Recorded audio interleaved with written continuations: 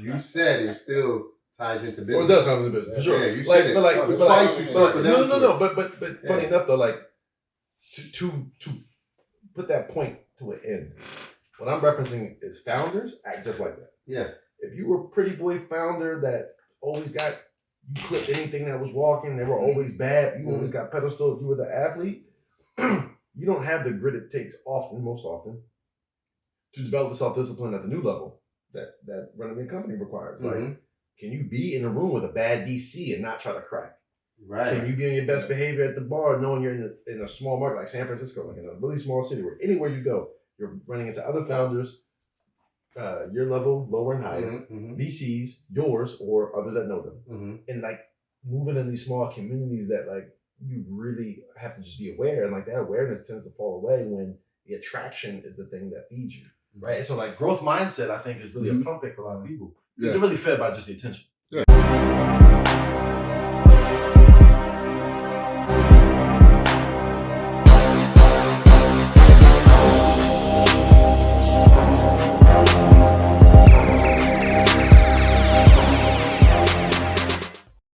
Brother. Welcome back to It Starts Now. Hey. Hey. We started the other one. We started already, so we're here. We here. Yeah. So it's like part 2 to the part 2 to the part 3 to the part 4 because there's so much we're gonna cover. What's part 3 gonna be? We'll figure it out. Okay. You know, okay. Just the fact that you here. I know our conversation. Tough schedule. Always stimulating, so I know we'll figure something out. Okay. But I do want to touch in before we even start, right? Sure. So I want to get some kind of backstory because the first one we just started. Right? Yep. We gave you the congratulations for raising $100 million and for getting married at the same time, you know. And then we talked about the founders and things like that. Shout out to Forbes for getting you on there. That was huge. So, but let's get the origin to Risen and the company that you started. And, so that way we can tie in why it makes you an authority in this space. Yeah. I think, I think first and foremost, happy to be back. Let's just keep that clear. Of course. Third time's the charm, right? Yes, theme of my wedding. I think first and foremost, I consider myself not an expert or even an authority, more of an aficionado. I think aficionados are people. I think aficionados are people that effectively can speak to something with authority, maybe not at an expert level from a credentialed standpoint, right. But I think paper credentials don't also equate purely to the experience. That's more academic. And so if someone's failed 5-6 times to raise capital or just hit their head against the wall and finally got it right, their story is worth more to you from a learning perspective to hear about their L's and their W, right? The one W at the end is nowhere close to important as the process to get there.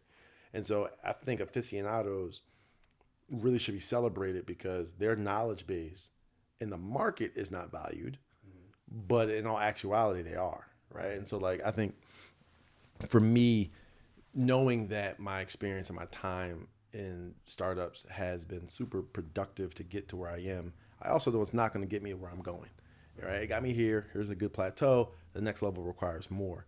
And as I constantly am seeking for more knowledge and insight and guidance, I also look at aficionados. I don't go to people who are, Harvard MBAs by title and extensive resumes around where they worked and who they worked for.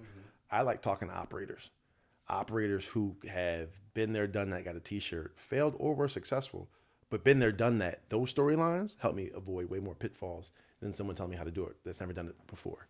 So just to give the folks validation as to where I'm coming from as I speak, it's only to Stanley's point based on what I've done. So what I've done is I'm a 3-time founder. I don't have any exits yet. I'm sure some are to come. I am also a lifelong entrepreneur. So at 35, I can all but guarantee at the status I'm at in the space I'm in today, I know I will be building enterprise businesses in perpetuity. It's what I love to do. Like if there were to be clearly a definition of my passion, it is to create enterprise businesses that provide not just value to consumers, but give them agency and power back that they used to have. So company number one was a business model that was supposed to expedite small balance loans. So if you wanted to buy a 3-family house in Queens and Hollis, that house purchase price was $2 million. The bank would take the same amount of time to give you a $2 million loan as a 20. And for the small investor, that really killed deals, and time kills deals. So the first company, YourToClose.com, was supposed to expedite that. The second one became Resi, which is expediting the leasing process, making it possible to rent an apartment in 5 minutes or less, all from your phone for free. The entire thesis there is to democratize housing, make housing fast, easy, and free. So basically, there's no middleman. There's zero. There's no middleman. There's no broker. There's no property manager. There's no fees. There's no hard credit check. All the arduous, paper-driven processes, all the friction that used to exist, and obviously the bias is no longer there because it's all technology. And so, you really just draw a line in the sand to build access. And I also am a founder of an advisory firm called Stratum Growth, which is entirely predicated on supporting early stage and first time founders becoming holistically better leaders at the individual level. So instead of being a consultant that does paid work for certain assignments, what's more important at an early stage or for first time founders is for me to help you think better about your processes or your approach or your troubleshooting. I think the thing that kills most early stage founders that I've learned, not just through 3 companies, but through almost 10 years in entrepreneurship and 10 years as being a founder. This is year 9 coming up in 2023. So year 10 is 2024.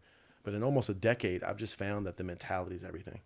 At the earliest stage, it's all mental. Like if there's one crisp narrative I can give the listeners at the beginning of this conversation is to recognize it's not the decisions you make, it's how you think about them. It's not the path you take, it's the why behind it. Right. And the reaction. And the reaction, right? I think everything is... How you react to the emotion behind it. It's highly predicated on you. So if you have unhealed, unpacked trauma, it's going to be exposed as a founder. If you have not gone to therapy, your way of handling things probably will not be conducive to success, and that's going to be exposed as a founder. All the things you've kept in the closet, all the bones, all the secrets, they all get exposed when you run your own business because you become a team of one at the beginning. You have to then build continuity and team around you after that. You have to create buy-in and a culture. And if you've never done that successfully for someone else or for yourself individually, you won't be able to do that for a company at scale. And so I think the market no longer sells the hype it used to around being an early stage founder or first time founder. I think the market has also, which I love, pushed more people to be portfolio professionals, have multiple full-time jobs, not just a side hustle, but have multiple income streams. Super important. Because it leads up to you being a founder that is full of grit and creative. And we always bring him up because he's our good friend. And he's the reason why I know Stanley. But Al-Amin from Pavement is a phenomenal example. You take this kid from Queens who never was given anything so he can figure out a way to go get it. That permeates into his business. 2 years ago, he was selling soap from a distribution hub in Long Island City. Overseas, he was pretty much flipping Dove products. Like he was flipping American products over in other countries. Shout out to whatever countries he was selling in. But now within 2 years, I literally was on the phone with him this morning on my way into the city, and we were doing the math. And he was like, "I made $21,000 this week." I said, "Great, that's $1 million ARR, right? That's $1 million annual run rate if you make 21 grand a week, because $1 million divided by 12 months is 83 grand a month." 21K a week is 84 grand a month. So as soon as you hit $21,000 a week in whatever you're doing on an annual basis as an investor, you're going to look at it as $1 million company in terms of annual run rate. So I say all that to say the background I have it's really supported me from the position of not just giving guidance, but giving like actionable steps for the internal development. Everyone and everything talks to you about the external software tools to be more efficient and productive, ways to recruit better to get top talent, but no one ever tells you how to invest in yourself. And that's really what Stratum Growth is. And I think investing in yourself is probably the number one thing. It's critical. Yeah, because even if you are the company. You are the company and you are the product, right? Yeah, you're the product. Yep. Before you can actually turn a client or turn a customer into your product, you have to know yourself and what it is that you're trying to sell. So I think and the validation comes from after you create something, Yeah. and it becomes, even if it's like semi-successful Yeah. in the early stages, the validation comes from that you actually saw that through. Yeah. And you yeah, the develop grit. yourself along the way. The grit. Yeah, so there's a grit. And I remember you said one time, like, sometimes you in the trenches and you Can't in the leave that trenches for mentality. so Can't long, leave the at mentality. some time you have to Lose the mentality. you have to level up and you have to get yourself out of there. But People how do are you free. level up? By developing yourself as a leader. And let me as be a honest with you, founder. that internal self work is the hardest Oh, it's part. man, doing this. it's insane. Yeah. To be successful requires your company to run well. For your company to run well, it must be ran and led by someone who's well. To be well, to be whole, to be healed, that self-work is what most of us have spent our lives running from. Right. Often, a lot of people start companies to even go further in hiding from that. And by the time you get going and it starts to work, it all spills out on the table. So, yeah, the cost of leveling up is actually more expensive than most people think, because it's not just a sacrifice of time and cutting off friends and getting a routine and change lifestyle and build discipline. It actually is about going inward and dealing with existing issues that are untouched, unhealed, that stem from childhood, that showcase as adults all the time. And that work is long. It's a process. It's a definitely continuous process. It's a continuous process. That has a cost to it. You have to physically go pay for therapy and tools to help, read books. And it also is one in which you are definitely by yourself on that path. Oh yeah, right. Like 100%. I think the best Instagram video about healing and all that spiritual stuff that I follow and post all the time was, you're really healed when you can go home for the holidays, no matter what anyone says to you from your family, you're unmoved. Yeah. And we all know that it's the family that actually could dig deepest, because those are the ones that know you since close friends and family. Close friends and family. Yeah. And as a founder, I think the company's success will eventually become the family, and things will start to permeate through your success to expose you, just like family tries to, right? Naturally. Because family is not adapt to change. Yeah. I like not that. adapt to Yeah, change. they're not adapt to change. But and sometimes it could be intentionally, and sometimes it's unintentional. I think it's subconscious. Right? Most people Subconsciously. Yeah. And then it's also the fact that, and I read this somewhere, that a lot of times it's because they see the growth in you and they're afraid that they might be get left behind. Fear is so right? not discussed at depth. It's crazy. Yeah. So, and I think that, and for me, from my personal experience, that happened recently. I was with a family member, right? I haven't seen in years, but they always were some sort of sarcasm or undertone, some negative connotation or something, right? Jay-Z's uncle saying, "You'll never sell a million records." Right. It's my favorite story. Oh, absolutely. And this was the first time I didn't have no reaction. Like literally. Normally I would have some kind of reaction of like, literally no reaction. Why do you think that was? In fact, I counter by saying something positive about me to that counter. Yeah. What I really love about myself without is being negative towards him. Right? Yeah. So it's like love. Love. Leverage right. love. It's Talked like, about this at the beginning. We leverage love. Love is love. Yeah. And so when you realize that you have the ability and you have the opportunity as well to change the dynamics of the conversation, right? Yeah. When you see them going this way, you shift it by showing more love, and then they have nothing else to say. My man Alex Santana, actually, and shout out to him because he's somebody that kind of fits the mold I described earlier, right? Harvard Business School, Rutgers undergrad, shout out to Jersey, a Jersey native, Rutgers undergrad, Harvard Business School, and then worked at Google in institutional tech. But I swear he would always say love is love, and I don't think until this stage of my life, post marriage, I really understood what love is love.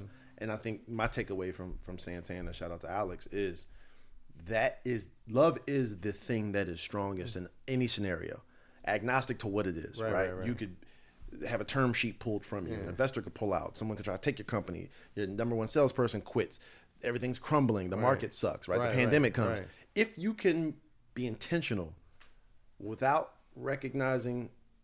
allowing the feeling in the moment to drive. But if you can be intentional and conscious above the feeling and simply speak to yourself and speak outwardly about love, you can shift every paradigm. That's crazy. And he's from where, Jersey? Yo, Alex Santana's from That's Georgia. amazing. He always used to say love is love, and I get it now. Let me tell you, that was a Brooklyn slogan. Love is love. Love is love. Yeah. And he's got an old soul. To follow up to it, it used to be like, love is the Brooklyn way.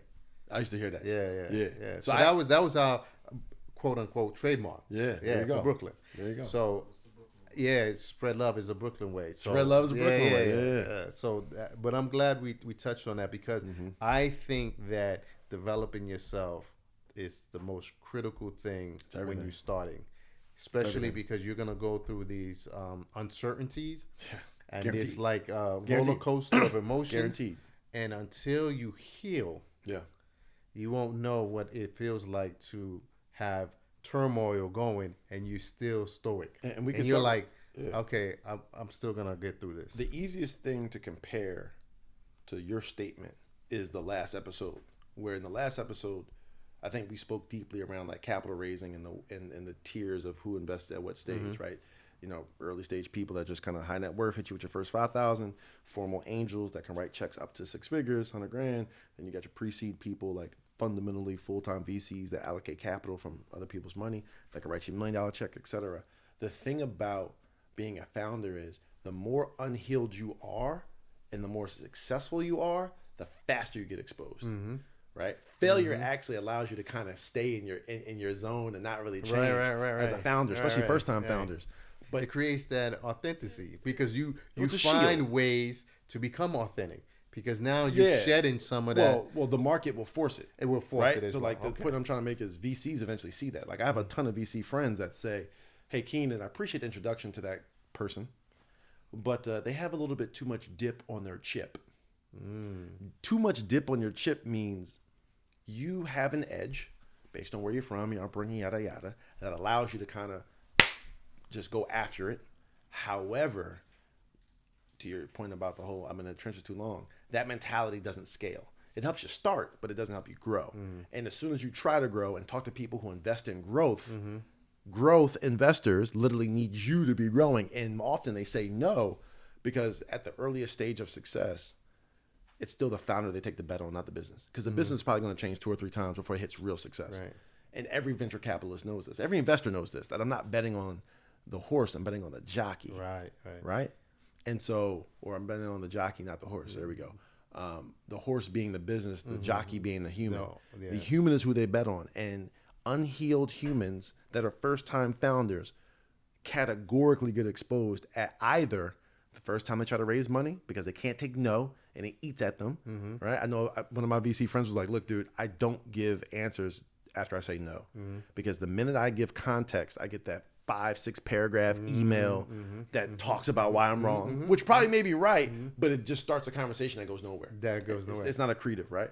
And so that happens, or you get exposed when you have your first dip, right? The market happens, the bad employee happens, lost revenue happens, theft happens, who knows? Or the third one is something in your personal life grows awry, and it obviously comes out in the biz, right? The girlfriend, the boyfriend, the breakup, the family, the mom, right? And the hard part about people that come out with the trenches mentality, right? I think Alamine's a good version of this. Again, I always use him as an easy example because he permits us to talk about him in detail. But, you know, Alamine comes from an incredibly strict family as a first-generation Nigerian. And the faith, right, the Muslim faith is very clean, clear, not a lot of variation. I think the beauty of Alamine's maturity level is he can simply move with the same rigidity and routine as bowing your head 5 times and praying, inshallah, every day. You develop principles. And you develop principles that carry on to your business. So I've seen... And discipline. And discipline. So I've seen Alamine carry the same principles and discipline from childhood and life into his company. It speaks a lot to his success. How does the kid go from flipping Dove soap bottles overseas to having $1 million annual run rate in 2 years? Literally less than 2 years, right? That is my conversations with him over the last 2 years. I've seen the way he's seen something happen, makes the assessment, decides, cool, I can double down on that and just keep going. He doesn't fight back the thing that requires change. He doesn't fight back the thing. He remove all the resistance. He just removes it, right? Because also in his faith, right, Allah first, first and only, right? Like like you can't serve multiple masters, right? And so I think the trenches mentality, per the example I was trying to go to, is Al was able to drop it quickly when he realized it didn't serve him. Right. For most people who've had that for so long, that helps them get their start. That's also all they know. Yeah. And it doesn't when it doesn't serve them anymore, they can't let it go. But that's also an indication to Al's willingness to grow, right? He the trench mentality isn't about that. It's not about survival. That. It's about survival. Yeah. And he figured out a way to ease his mindset when it comes to survival. Yeah. And then find an opportunity to find some kind of growth in between. Yeah. But to circle back to what you said earlier, the reason why I was smiling so much, shout out to Dominique, attorney. Him and I were on a call about, because of investment, we know, anyway, we were pitched. Yep. We were in a pitch competition together. And pitching, or you judging? No, we're judging. Okay. So we were judging companies, whatever. They were pitching their ideas, right? Yeah. And eventually we found ourselves on another pitch call, and we were discussing back and forth about, the company being a great startup idea. Yeah. It can become successul, Right? Right? So I brought a whale on to the conversation, right? Okay. I introduced the whale, and I said, hey, listen, I need you part of this call, because we both agreed, Dominique and myself both agreed, that this is a great idea and it could become successful. Yeah. But what I failed to do, Dominique was very reluctant to give too much details about the founder himself, right? Sure. But he went along because he believed in the idea, just like I believed in the idea. So we had the founder on the call, and the founder was explaining the whole idea, the concept behind giving us the thesis, and all of a sudden he became emotional, like all over the place, right? And this episode is about founder healing and founder growth. Let's keep going. So after we were done, the whale decided to ask him some personal questions on himself, like, why did you get into this business? He said, to raise money. I want to make X amount of money. So the whale turned around later on, after the call was over. Him and I were on the call. First, Dominique and I were on the call, right, discussing what happened. And Dominique's like, you know what, this is a great idea, but I think that he's the wrong person to lead this company. Yep, you better know the jockey, not the horse. Yeah, so he's not there. So now I get on the call with the whale, and we're going back and forth. He said, well, I didn't really like his response. And I said, what was his response? He said, because when I asked him what was his reason, his why behind doing this company, he said, it's because I want to make X amount of money, right? And he said, okay, if you make that X amount of money, are you going to exit the company? What then, right? If you reach that mark, what is the purpose after that? Do you leave everybody hanging that invested into the company? Like, what's your end goal? And if your end goal is simply to make money, what happens when you don't hit that mark? Right? Are you gonna leave, or what are you gonna do? Quit and hang right? up. And then, but his response to the questions were like, it was more like, I know what I'm doing. Yeah, just give me the money. I know what I'm doing. But that's also due to historically him really never being challenged, and when he was ever challenged, he was able to just brute force get past it, not intellectually get past it. And you're 100% right. But here's the other thing where you're so right about, is because after, when I got off the call with both Dominique and I got off the call with the whale, it was my responsibility to explain to them why we're not going to invest. Which and when I said, and this is my error, I should have called and explained. It said, you know what, we're not going to invest. Instead, I sent an email because I was in the middle of something, and they wanted a response by a certain time. I sent an email and I said, hey, listen, we're happy with the progress that you made. We do like the concept behind it, but unfortunately at this time we're not going to move forward on it, right? And out of respect, because I knew the founder, I should have called them up and said, hey, listen, we're not going to do that. But that was my error. I own that, right? Sure. But then it did open the conversation to why. Mm-hmm.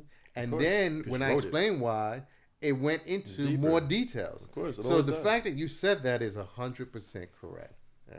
Right. So knowing that you have to control your emotions and you have to control yourself, the healing process, like you said earlier, right? Yeah.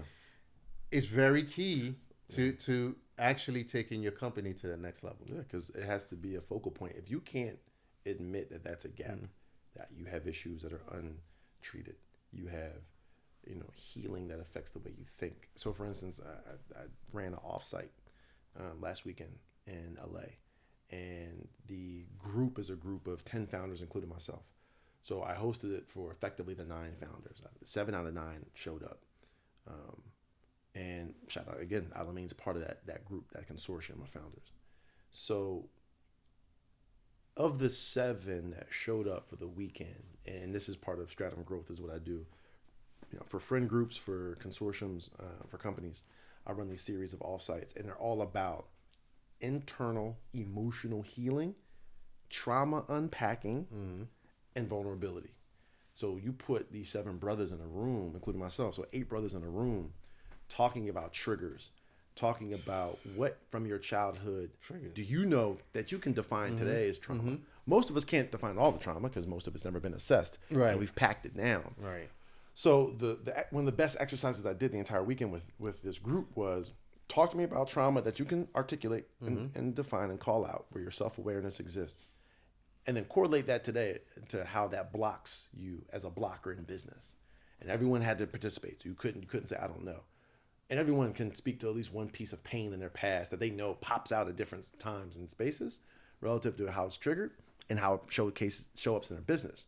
The most beautiful thing about that, though, was when you saw certain brothers go first and certain brothers listen, it helped the ones that listen, who had a little bit less self-awareness around that topic of trauma, dig a little deeper. By the time I got to the last guy, he was very honest around hey, this is the first time I've ever even had this kind of conversation. Then he also says, this is also the first time I've ever really tried to connect previous pain to current issues at work. Right. So I said, great. The best point you just made is you admit that you've accepted living in this duality. There's 2 worlds where you're the interpersonal real human and then the founder. The hardest part about early stage and first time founders is they actually think that duality is a superpower or how it's supposed to go. They actually don't understand the true power of authenticity because most times as an early stage or first time founder, it's the first time you ever really had to be authentic. If you've been historically a corporate employee your whole career and you're all right, late 20s, early 30s, I'm just shooting my shot. You got almost a decade of the robotic nature of assimilation. So when you go independent after assimilating for a decade, that takes work to unpack and unprogram, deprogram the mind and reprogram it into something new. And most people try to just make that jump because they're I got the skill set, I got the expertise. And the beautiful thing about skill sets and expertise is I can take 3 to 6 months and study just books about whatever area you're in, and arguably with enough deep work and study, I can be more surgical than you in that field, agnostic to how many years of experience you have. Because fundamentally, knowledge trumps experience, because experience is about, at the most toned down, dumbed down way, experience is about the consistent, repeated processes to do a thing. Right. If you've consistently had processes that you've perfected to do a thing, to do something new or even the same thing, probably is a lift. Right. Because you're going to approach it the same way. You're going to react to it the same way. And you're going to expect things to roll the same way. As soon as you get a kink of change, you fucking fall apart.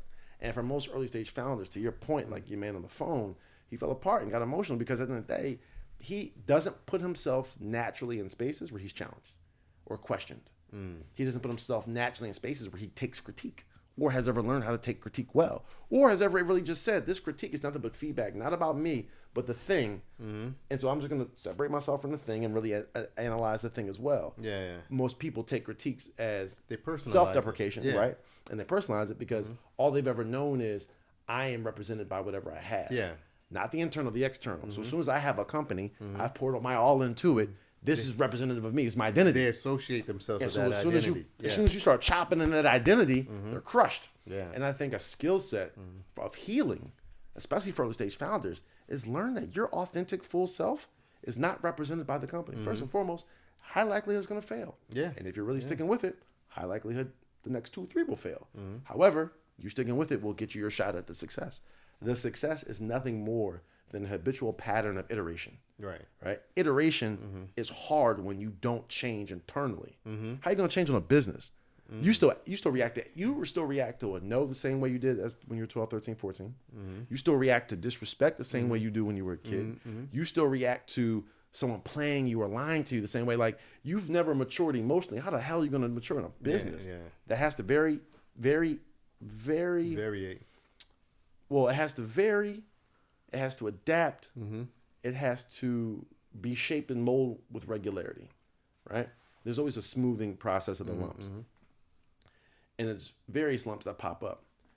But if you're in your late 20s, 30s, all in, put your savings in, there's a lot of ways you break down. And this is the chip on the dip, right? VCs can see these chinks in your armor when, like, certain things you just had these awkwardly high sensitivities to, where socially a really mature person wouldn't. Right. Socially, a successful founder wouldn't. Now, most people aren't going to get it right the first time because they're a first-time founder or they're early stage. But the things that most early-stage investors look for are the things that they know will be repeatedly used to eventual success, like being non-emotional about critiques, being very self-aware, being able to take a room full of no's, a bunch of criticism, and all of it mostly be wrong. But instead of telling them why they're wrong, you look at yourself and say, damn, why didn't I explain it better? How could I have explained it better? Right? That's a huge shift from when you're always playing defense to playing offense. Yeah, but now you're assessing yourself. Well, that's a whole game. That's a whole process in itself. And that's what prevents you from assessing yourself accurately or consistently. A lack of self-love. If you do not have self-love, love is literally the answer. True. Yeah, Can I interject for a second? Please. Yeah. So take this B piece. Because love is the answer. This is why it's so important. So I was talking to a friend of mine, Shane, and we were talking about. I was saying how certain circles have this circulation where the money circulates, right? Yes, as it should. Yep. Yeah, and that's when you know you have a successful circle. Of course. Where this person is bringing you bring you opportunity, money, whatever it is, right? And then that funnels to the next person, and then it circles back to you, right? If your clique is rich, your clique is rugged, so if one falls, we'll all be each other's crushes. So now we're having this discussion, and then he said, the problem is the reason why we don't have circulation is within our community is because no one trusts each other, because somebody's always thinking, a person is trying to rob them, trying to snake them, trying to do this. And I turned around and said, how about it could be from your perception because you've been shady. Yeah. So you're viewing somebody else as being shady. Or you've been in the trenches and that's all you've seen. And that's the mindset, right? But it's also, maybe you need to resolve whether it's abandonment or whatever it is. Oh yeah, real for issues. You to think different, to look at things different, look at people differently. But you know what? You can't even solve that until you love yourself. And that's what I was going to, because once you start to accept that maybe the issue is me. Yeah. Maybe I have lack of love, right? That's giving off this vibe to the next person, similar to Jay-Z's uncle saying, projecting his hate, projecting his self-hate, his self-doubt, his losses. He's projecting that out. That's why sometimes we can't fault the next person, or we can't look at not to say that I don't want to say we should discredit people, because sometimes you have to evaluate a person honestly, right? So sometimes where they are today, so honestly, they might be scumbags, right? And you have to assess it based off honesty, but it doesn't mean that they can't change, right? It doesn't mean that they can't evolve. But at the same time, what lens are we looking at? From? Are we looking at from the lack of self-love lens? There you go. Then of course you're going to see everybody that way. What does discernment have? Like, what do you need to have discernment? To have discernment, right, which is an ability to see things for how they are, how they could play out, right? Hear what the person's saying, but really look past the words and assess the person. So to have discernment means you're not good at doubting everything and digging in everything. What it means is you are very comfortable going off the feel, right? The energy in the space, how the intuition, right? The intuition, but also just the way that time period of that engagement. If it's phone, in person, Zoom video, doesn't matter. You can feel the way that engagement went, right? And you can feel what that person was giving off. And I think obviously in person you feel it most, But in feeling it, you can have discernment to kind of make a judgment call. Right. The problem is most of us make judgment calls, to your point, from hurt places and hurt spaces. So if you grew up in a household like one of the brothers that was at the offsite, he said, growing up, my mom doesn't do this now. And I think he's like 33, 34. But he runs this incredible recruitment platform, diverse recruitment platform, having a baby, about to get married this year. He's got a lot of big things coming up. But his position was like, hey, I know it's hard for me to take criticism because growing up, my mom, as a first generation, I was the one that was supposed to make it and do everything that the elders told us to do. My mom never had one thing positive to say.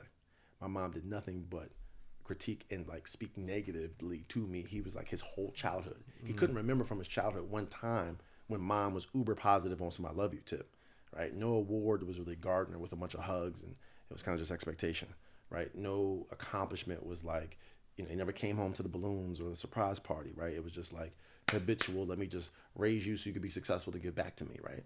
He said his mom isn't like that now, but I'm sure she had to go through her own healing journey. And he admitted that even though his mom's no longer like that, he recognizes his mom was like that because of her childhood trauma. And he's going through a lot of therapy and self-work and self-development.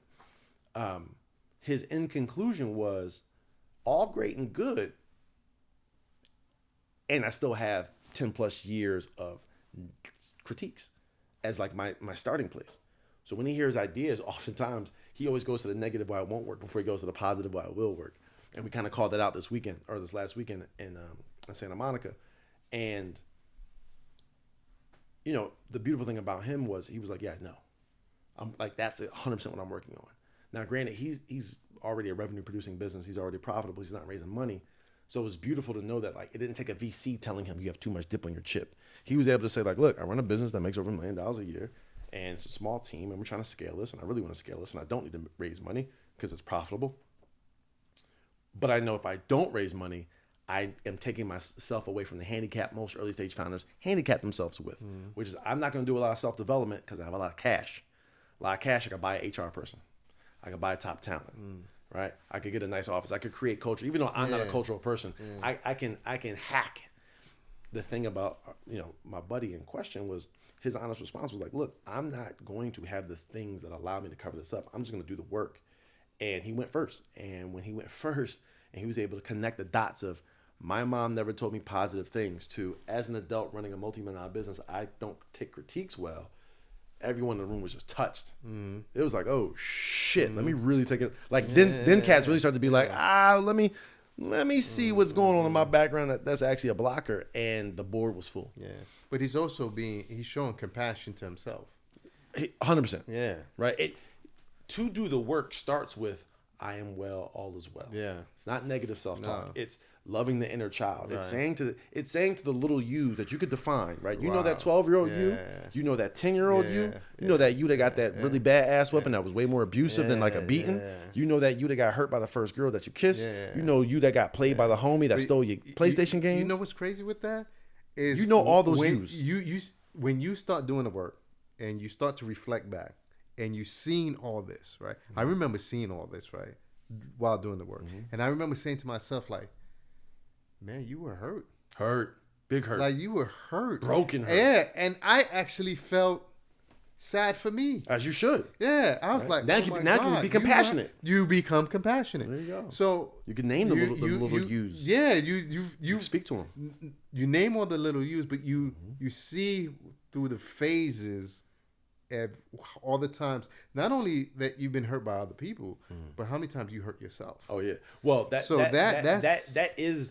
name of the game. Right? Yeah, like if you look at slavery, the reason why people of certain ilk still don't trust people that look like them is because hundreds of years ago, all you need to do was make the 3 consecutive generations believe the same thought. After 3 generations, it'll self-perpetuate. Yeah. 100% self-perpetuate, negative or positive. No, I all agree. It takes is 3 generations, right? Facts. I mean, and that's even biblical. Yeah. That's in multiple books, right? Literally, the grandfather, the father, and the son.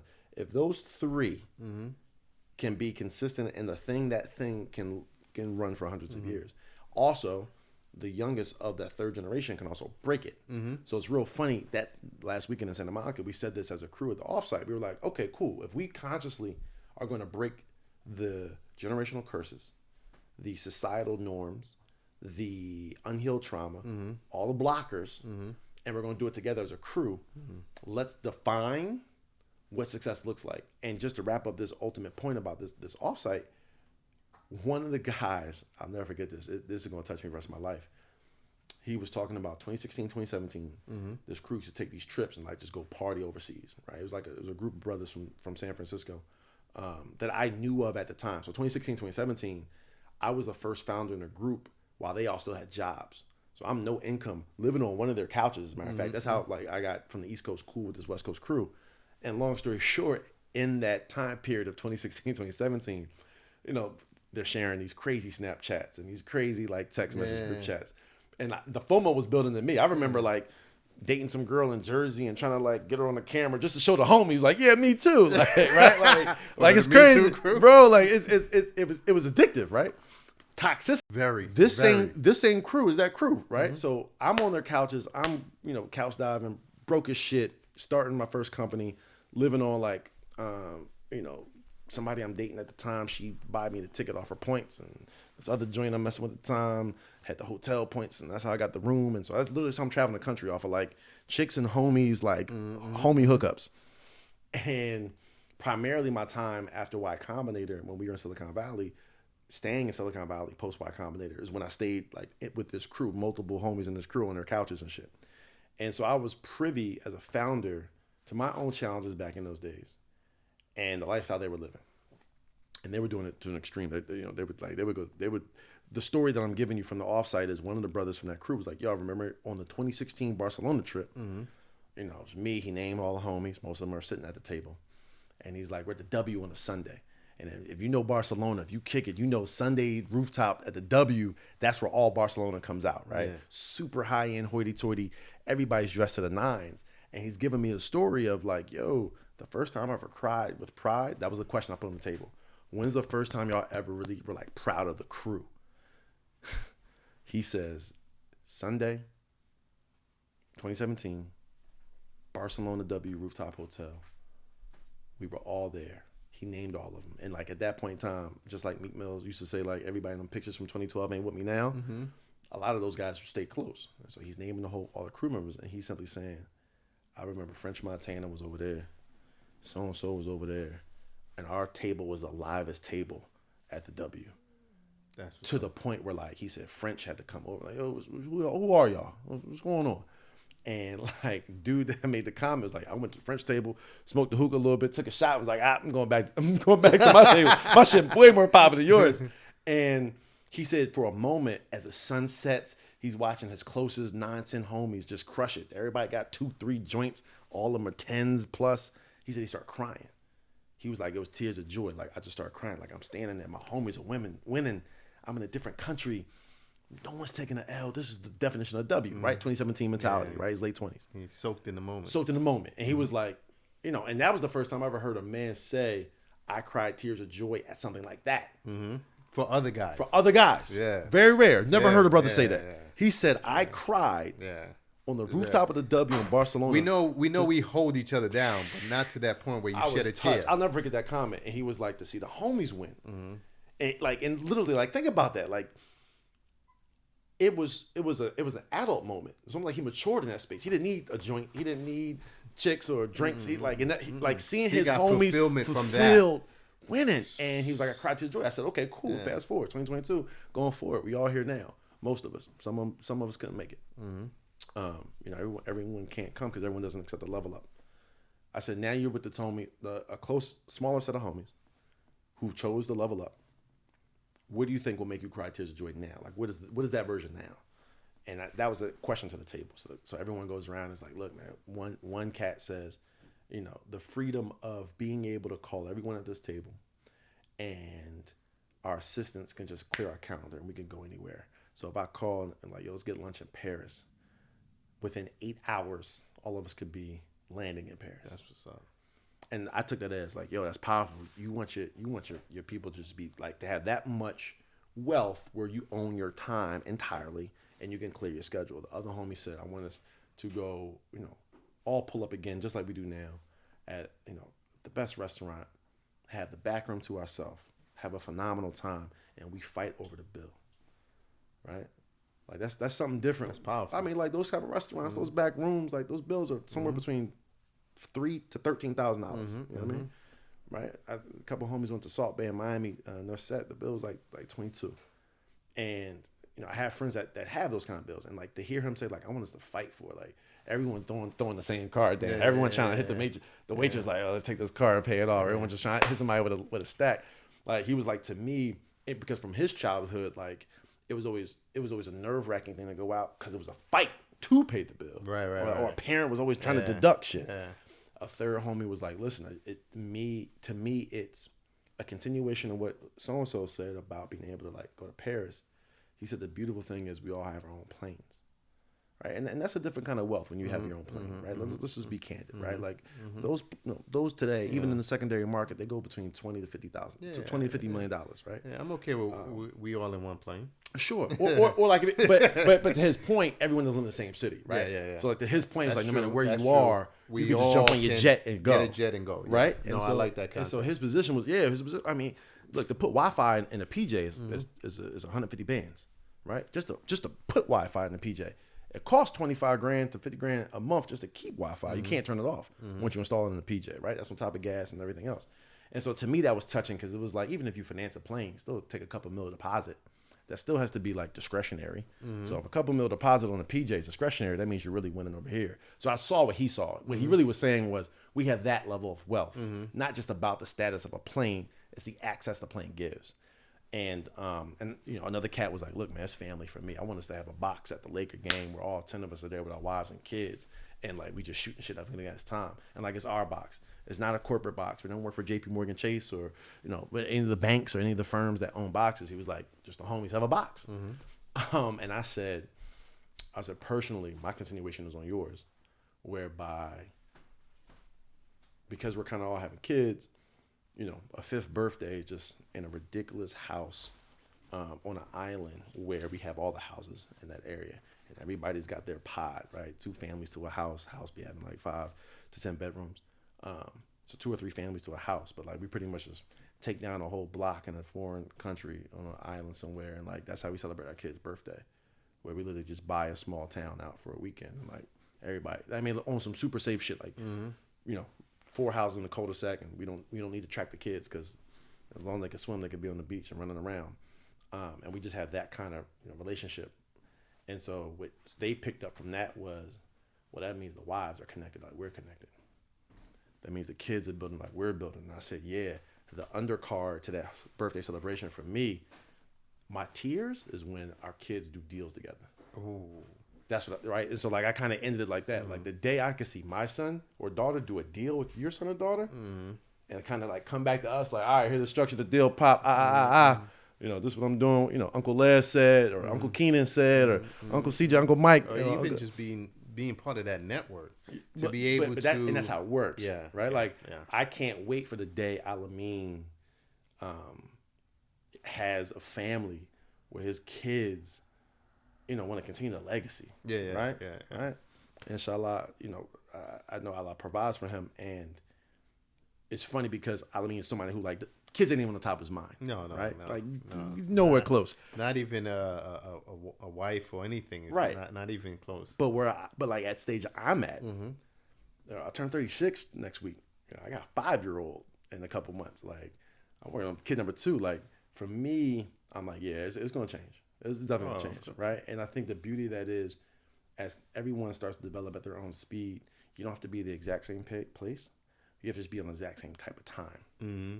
And I think what's happening now with a lot of founders they're finding a lot of continuity and support and vulnerability, because as soon as they start to be open with other founders in their friend group, not even outside the friend group, just in their friend group, it's kind of like, oh, bro, I've been dealing with that since X, Y, and Z. The friend group's critical. Yeah, it's critical, but it's critical if everybody can relate in the founder situation. Well, if everyone talks. If everyone talks, yeah. Gotta talk. And I said that to a friend of mine. That's like, the problem is a lot of us don't communicate enough where where I may have an idea, but I may not know how to execute it. But I don't know who to talk to. But if I go to the circle and say, hey, this is what I'm thinking, and that sense of synergy starts to develop and create that idea, I'm gonna tell you. or evolve that idea. I think is great. But I do want to say one thing though, because so I was talking to Al, and this is where I think that there's a saying that said, "Go where you are celebrated," right, or "Go where you are appreciated," right. There's some added value to that, because where you can get your resources is very important, because I can call certain people and right away they'll pick up the phone to give me certain feedback and advice and things like that. And I knew that you became that person when Al said, "Hey man," I called Al. I said, "Listen, I'm thinking about something, but I don't know how to execute on this right now." And he said, "Keenan would be a perfect person." I said, "Oh, you're right. You're absolutely right. Let me call Keenan." And then I called you, and you picked up right away, gave me the feedback I needed, and then that was it. Al called me later. It's like, "Hey, I'm gonna try to get this person, that person." I said, "Oh, I already spoke to Keenan." He was like, "He called you right away? He responded right away?" And I said, "Yeah." He goes, "Well, he doesn't really respond that quickly." Not for most people. Not for most. And then that's when I was like, you know what? I value Keenan, because every time I call you, it's always a quick response. It's always like, "Hey, this is it." So I know when we're around people that we can get a sense of security, and a sense of being valued, right? And the value could be a simple act of service. Oh yeah. It doesn't take much, and people does. think, it doesn't really take much. Yeah. But sometimes I look at certain founders, and including myself in the beginning, because I was trying to overextend, when I realized my pool was just as valuable. But we tend to look out, right? And I said this a lot of time. We tend to look out to these high over, valued so. But we look at these broader than life entrepreneurs when the people around us are very successful in the thing that they're doing, and they will provide that feedback, and they're right in your backyard, right? So go where you can be celebrated. Go where you can get the value that you needed, where the person is going to pick up the call and just give you a quick response. And my only attachment to that is go where you can be challenged, right? I think Absolutely. To conclude this conversation, the best way for founders to go through growth, to develop that self-love, self-awareness, is to accept that being challenged is the way you answer the question, because you have to be asked, right? If you're in a space where no one's challenging you and asking the questions, you're never going to be prepared for the market or the world. The market is going to eat you alive 10 times out of 10, because it's entirely predicated on only strong survive. Right. So if you can't see that this entire game of building success is about maneuvering and like taking a lump here, okay, cool, I got that lump, I know where to go now, and you think it's going to be the straight line, you're going to fail. Right. And so for me, the resounding message, hopefully this conversation, because it's dedicated to founder development, healing from trauma, unpacking it. The most important thing I want to say is this has to be a lifestyle. Right, this isn't just a one-off thing. So shout out to Leslie Touche, who gave me one of the best books ever, is How to Do the Work. I forgot the author's name, but I should know it because she's phenomenal. He just gave me her follow-up book. How to Do the Work is a tutorial on unpacking with self, for self, the trauma, the defining it, connecting the dots to now, recognizing true source of it, and then dealing with it in a healthy way. Not anti the bad parts or anti the hurt parts or negative self-talk, but actually loving all of it, because it all served a purpose. It's what got you here. Yeah. Right? Yeah. And I think, I'm not giving any names. I'm just saying things that should be taken seriously considered. This lifestyle requires you constantly reading about healing, practicing healing, recognizing that every day is an opportunity to showcase growth. You need therapy, right? And therapy from the couple side and individually. And I think number 5 is operating out of love is a healthy lifestyle choice. So operating out of love requires you to do healthy things. Right. And everyone knows what's been unhealthy for them. Oh, absolutely. Right? Like everyone. And so we know what we're supposed to do. We know what you're supposed to do. And I think as soon as you decide to like really, really, really love, it makes it easier to do the healthy thing. Yeah. So lead with love. Yeah, lead with love. I like that. The name of the book is Nicole. What is it? LaPera. LaPera. Yeah. Author. Author. Sorry. The author is Nicole LaPera. I do want to add. She's incredible. Yeah, I do want to add 2 more books I think is valuable for healing, and one of them is called The Emotional Code. To me, that had a huge impact on getting rid of the trauma in the body, and the other thing is called The Body Keeps Scores. And your body records absolutely everything. You carry it. It's physical. Healing will make you lose weight. Oh, come on, healing man. not only make you lose weight. My homie stands up straight. Cures a lot of the issues that you like.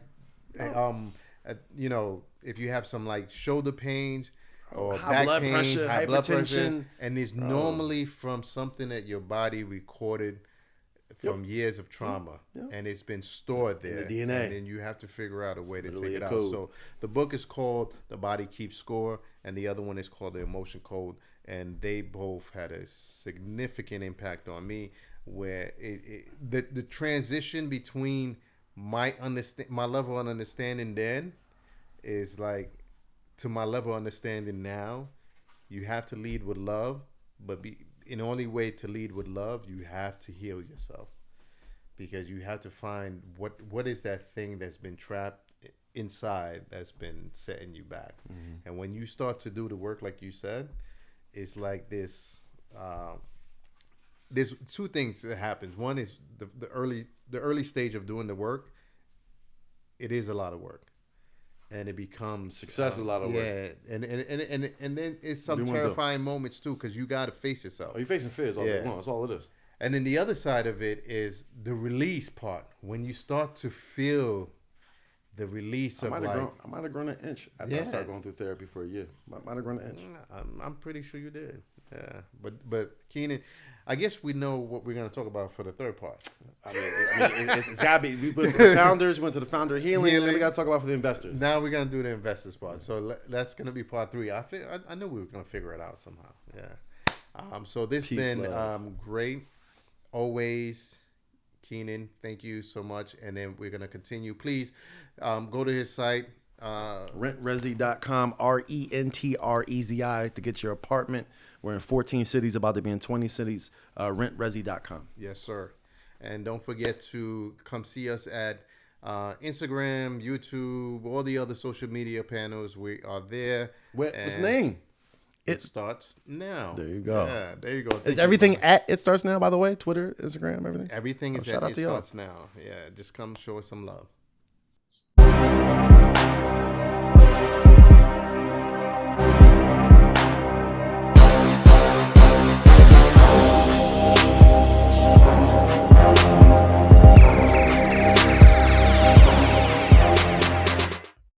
The thing about Shane is not to say that he is a shady person, because he's really not a shady person at all. He is one of the most sincere guys that I know. He is most of the caring, smart individual. But to give context is that we were describing individuals.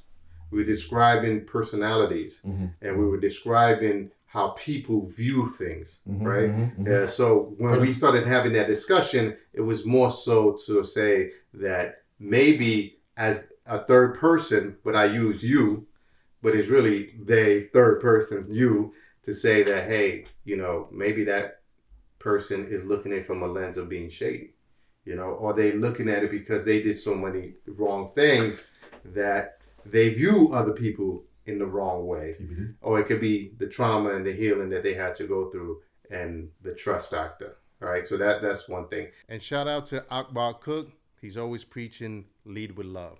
And I think that's very important. And this kind of ties into the things that we've been saying throughout the whole thing about healing, love, and as a founder, you need a combination of all these things. All right. I said, make healthy decisions. Why you put the drink down? Subconsciously, it's like we know what we're supposed to be doing. That yak.